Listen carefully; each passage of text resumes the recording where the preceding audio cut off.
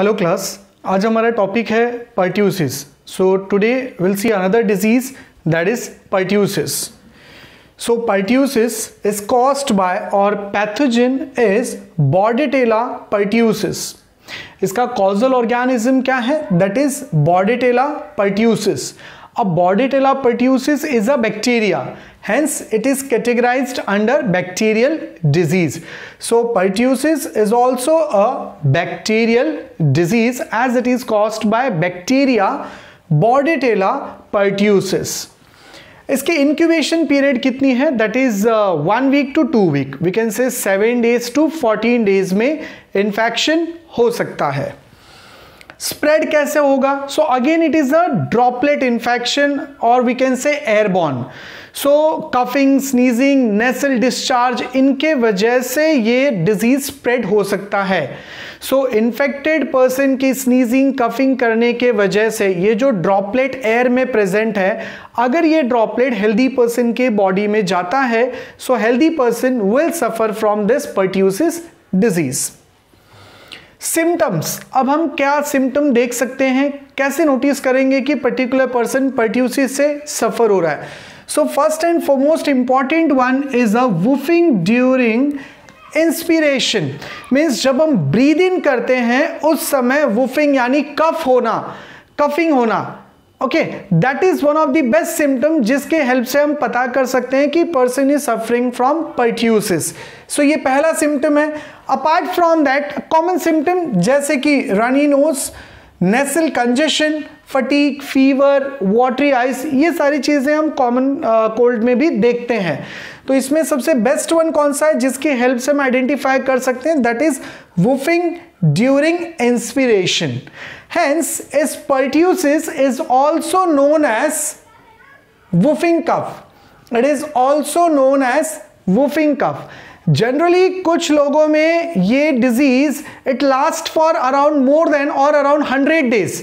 इसी की वजह से इसे 100 डेज कफ भी कहा जाता है. So pertussis is also known as whooping cough और वी कैन से 100 डे कफ. अब ये पर्ट्यूसिस बैक्टीरिया बॉडी में कहाँ इन्फेक्ट करता है? सो ये बॉर्डेटेला पर्ट्यूसिस बैक्टीरिया जब एंटर होता है तो it is going to attach itself at the cilia. What is cilia? Cilia is the hair like structure जो हमें अपर रेस्पिरेटरी ट्रैक्ट में देखने को मिलता है. सो ये अपर रेस्पिरेटरी ट्रैक्ट में जो सीलिया होता है, इसका मेन काम क्या है? That is to trap the dust particle, pollutant particle and even bacterial cell. तो ये बैक्टीरियल सेल इस सीलिया पर जाके अटैच हो जाता है. अटैच होने के बाद ये टॉक्सिक सब्सटेंसेस रिलीज करता है जिसके वजह से upper respiratory tract that is URT, upper respiratory tract में स्वेलिंग हो जाती है. And due to that swelling breathe in and breathe out करने में काफी प्रॉब्लम होता है. ओके, सो ये सिम्टम्स हैं जिसकी हेल्प से हम आइडेंटिफाई कर सकते हैं कि person is suffering from pertussis or not. Prophylaxis means हम इसे कैसे प्रिवेंट कर सकते हैं? So best method to prevent any disease is a vaccine. So here also we are having that is DPT vaccine. हमने पहली क्लास में ही पढ़ा था.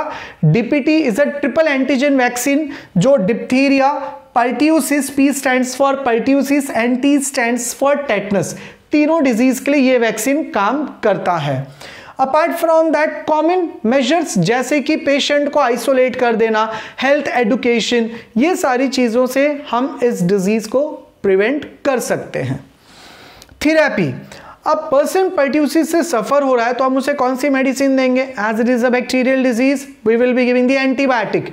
सो कॉमन एंटीबायोटिक जो हमारे पास है that is erythromycin. Apart from that we give clarithromycin. One is a erythromycin, clarithromycin and the last one is azithromycin. So हम 3 एंटीबायोटिक जनरली प्रेफर करते हैं.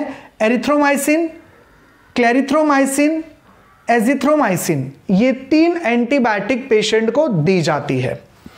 डायग्नोसिस, अब हम कैसे पता करते हैं, किस टेस्ट से पता करते हैं कि person is suffering from pertussis. हालांकि टेस्ट की रिक्वायरमेंट नहीं होती है, क्योंकि जैसे मैंने पहले बताया था diphtheria, pertussis and common cold, इनके सिम्टम लगभग सेम होते हैं, सिमिलर दिखते हैं, तो हम क्या करते हैं, एंटीबायोटिक देते हैं। तो एंटीबायोटिक से ये तीन के तीनों ट्रीट हो जाते हैं, तो यहाँ एज सच डायग्नोसिस की जरूरत नहीं पड़ती है। But then too we have the diagnosis test that is PCR. ये हमने पढ़ा है अपनी बायोटेक्नोलॉजी चैप्टर में, पॉलीमरेज चेन रिएक्शन। ये काफ़ी कन्वीनियंट टेस्ट है जिससे हम बहुत सारे डिजीज को डायग्नोस करते हैं। So here again the diagnosis of pertussis can be done with the help of PCR test. हमने ये देख लिया pertussis is also known as whooping cough and 100 days. This organism, that is Bordetella pertussis, was first isolated by Jules Bordet and Octave Gangeau. I repeat, Jules Bordet and Octave Gangeau. In which year? That is in 1906. So 1906 में first time this bacteria was isolated by the Jules Bordet and Octave Gangeau. So we are done with the pertussis. If you have any doubt, आप comment section में post कर सकते हो अपने question. Okay, thanks all of you.